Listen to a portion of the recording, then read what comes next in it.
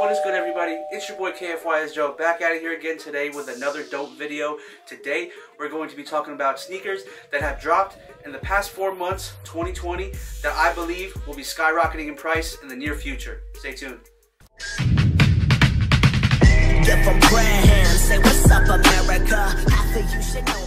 Alright guys, so let's not waste any time. Let's get into the first sneaker I want to talk about, the Jordan 5 Off-Whites. The shoe released during All-Star Weekend, February 15th, with a retail price of $250. Many people took an L on this shoe.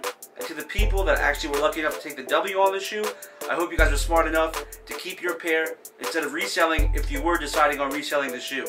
For the rest of you that decide to throw it on feet, as of myself, shout out to you guys. Now this is the first OG colorway that's ever dropped for a Jordan 5 Off-White. That is one of the main reasons why I believe this pair will up its value in the near future. It is very common for nearly almost all Off-Whites to go up in price, but being the OG colorway that it is, it will hold its value and continue to rise in price. Let's just give a couple examples. The Jordan 1 Chicago Off-White released in September 9th of 2017 with a retail price of $190. Nearly instantly, after everyone took their L on sneakers, that shoe skyrocketed, right around 1.5K to 2K, just depending on sizing. If you fast forward to today's market, they're currently valued right between $3.5 to $4,000. One more example of an OG Off-White colorway is the Off-White Air Force 1 Volts.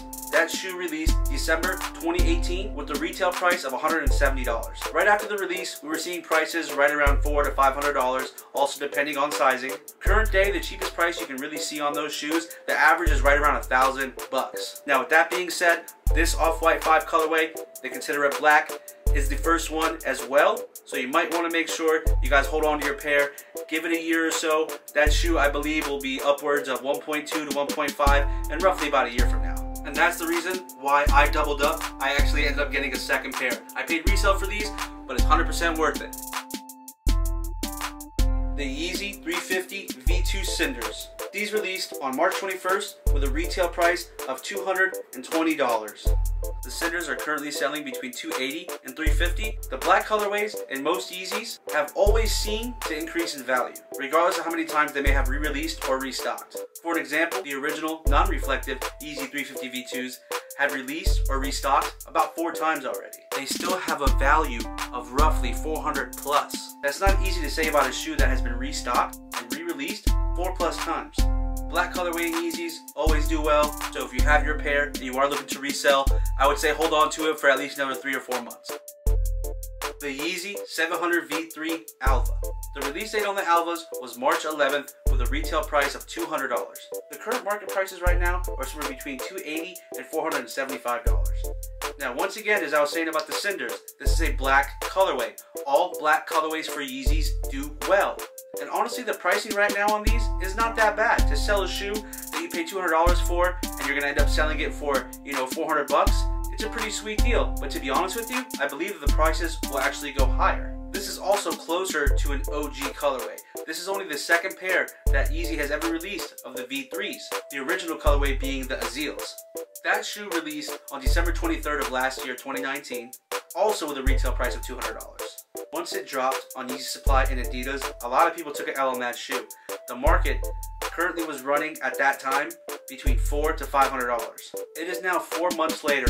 4 months. That shoe is now going anywhere between $650 and $800. 4 months. So in my opinion, this is definitely a hold. Give it roughly about 4 to 5 months. This shoe should be right around that same price, between $600 and $800. The Jordan 1 UNC to Chicago's. The Jordan 1 UNC to Chi's also dropped on All-Star Weekend, February 13th, with a retail price of $170. This shoe only released in women's sizing. In today's market, you can almost get that shoe for retail, $170. And in my opinion, if you have the extra cash to spend, honestly, I would suggest getting a couple pairs of them and just throwing them in a closet, keeping them stocked, because this price is definitely going to go up. The leather on the shoe, the quality is absolutely amazing. The colorway, what gets better than that? I would definitely recommend getting the larger sizing, as those are the ones that are going to be a little bit higher up in price because this is a woman's shoe. This shoe is also very similar to the Jordan 1 Top 3s. When the Top 3s released in November of 2016, no one wanted that pair. nobody cared for the shoe. I remember walking into Nike outlet right here in Orlando Premium Outlets, and picking up 2 pairs at $100 each. That shoe was sitting on shelves. As of today, the market value on the top 3s are selling anywhere between $500 and $650 depending on sizing. I do indeed believe that the UNC to Chi-Towns are going to be pushing the same exact numbers in roughly about a year to year and a half. So if you have the extra cash, my advice to you, buy a couple pairs, throw them in the closet, forget about it. Definitely get the larger sizing. The bigger the sizing, the higher value that shoe is going to be. The Jordan 6 DMPs. This was another shoe that recently released on April 18th with a retail price of $200. The current market value on the DMP 6s is anywhere between $250 to $290. This is definitely a shoe people have been waiting for a long time. This shoe has actually never seen a single release on its own. Now the P in DMP stands for Pack, Defining Moment Pack. This shoe was released in January 28th of 2006 in a 2-pack. The second shoe that was released with it was the Jordan 11, this colorway.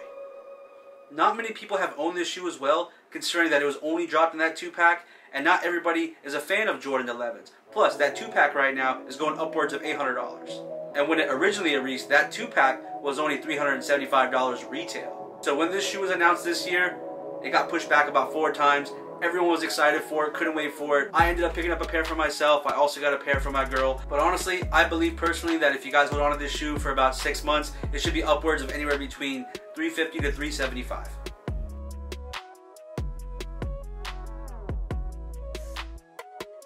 And last but not least, guys, the shoe that I believe so far that has dropped this year that is going to be doing the best so far of 2020, the Jordan 1 85 Reverse Breads.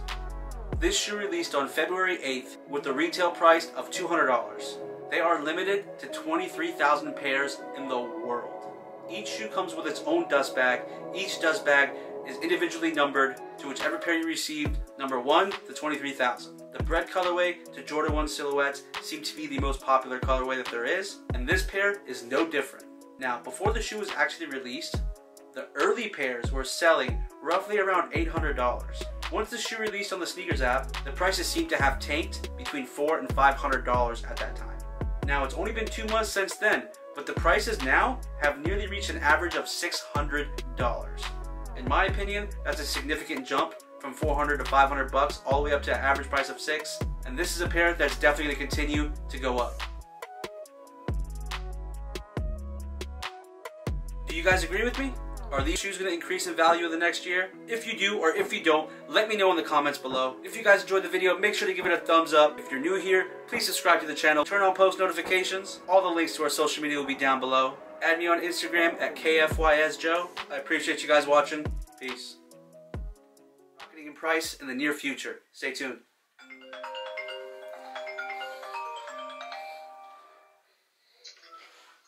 What up, Donald? What's good, G? Oh, you recording a video? Bro, you caught me right in my best intro.